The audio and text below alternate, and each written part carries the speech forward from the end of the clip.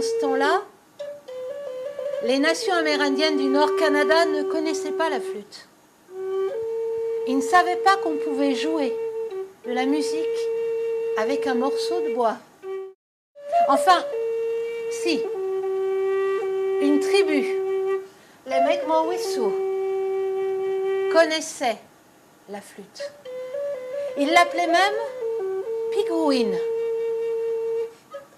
Et la musique de leur flûte inquiétait très fort leurs voisins, les Mi'kmaq, qui vivaient au bord de la mer.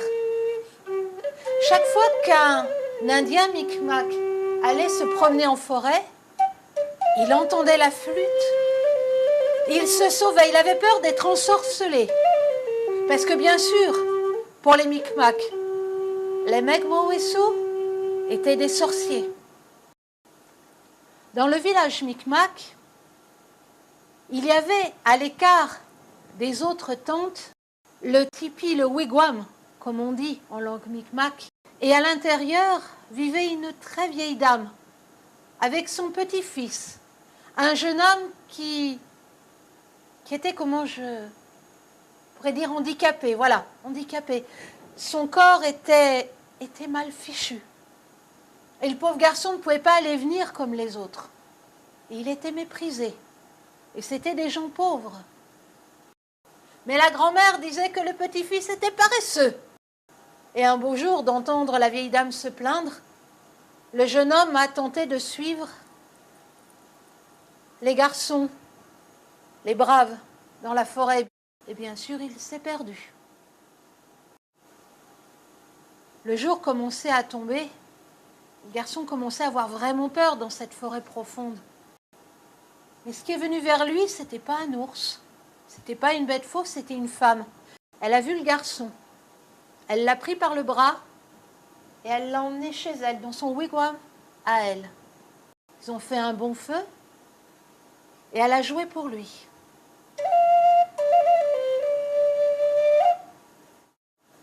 Le lendemain matin, elle s'est levée très tôt. Elle a préparé des cadeaux. Elle a préparé des fourrures. Elle a réveillé le garçon, lui a dit « Maintenant, il faut que tu rentres chez toi. » Évidemment, le pauvre garçon n'a rien pu porter. Et ça l'a fait rire. Elle a ri d'un rire qui faisait trembler les arbres. Et elle a tout pris sur son dos. Et ils se sont mis en route vers le village du garçon. Et elle est repartie vers son wigwam à elle. Le garçon s'est mis en route vers le tipi de la grand-mère. Et il a été très surpris d'apprendre que 12 lunes étaient passées. 12 lunes chez les Mi'kmaq, une nuit chez les Mi'kmaq. Tous les autres sont venus voir. « Mais où tu étais passé? On te croyait mort. » Il a dit « Non, non, non, non, je suis allé chasser. » Toi, ben oui, moi, je suis allé chasser. D'ailleurs, à l'entrée du village, vous verrez, j'ai tout déposé. Si vous voulez bien apporter. La vieille dame était très fière. Son petit-fils était un grand chasseur. Et puis le garçon a un petit peu oublié que son corps n'était pas vraiment comme les autres. Il a eu envie, lui, pour le coup, d'être comme les autres, d'avoir une épouse à la maison. Et il a dit à sa grand-mère, « S'il te plaît, va rendre visite. » La vieille dame, un peu surprise, a dit, « Mais à qui tu veux que j'aille rendre visite ?» Et le garçon a dit, « Mais au chef. La fille du chef, elle est si belle, s'il te plaît, vas-y. » Mais le chef ne l'a pas entendu de cette oreille. « Ton petit-fils n'est qu'un paresseux.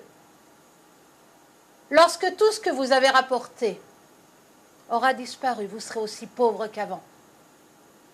Va-t'en. » La vieille dame, sous l'insulte, a courbé le dos. Elle s'est serrée plus étroitement dans sa couverture et elle a retrottiné vers le wigwam. Il n'y a pas eu besoin de paroles. Le garçon a juste jeté un coup d'œil, il a dit « T'inquiète pas. Un jour, tu verras, c'est eux qui vont venir chez nous. »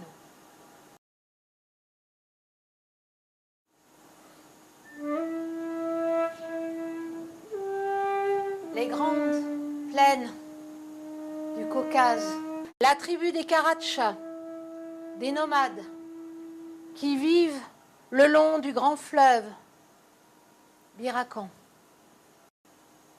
Et parmi les Karatcha deux sœurs, Imacro, elle est belle, elle est hautaine, elle est fière. Aucun homme du clan des Karatcha n'est assez bien pour elle. Et puis il y a la jeune sœur, Dénéké. Dénéké, elle est dans l'ombre de sa sœur orgueilleuse. C'est une fille toute simple, toute douce. Mais Imacro, elle, a de grandes visées. Imacro aime une étoile, l'étoile du soir, l'étoile Tanakan. Oh père, j'aimerais tellement rejoindre cette étoile. Ma fille, c'est une chose qui est possible dans les histoires qu'on raconte. Mais prie-la. Après tout, peut-être qu'elle acceptera, elle, de descendre te voir. Tanakan, mon beau Seigneur, viens, je t'attends.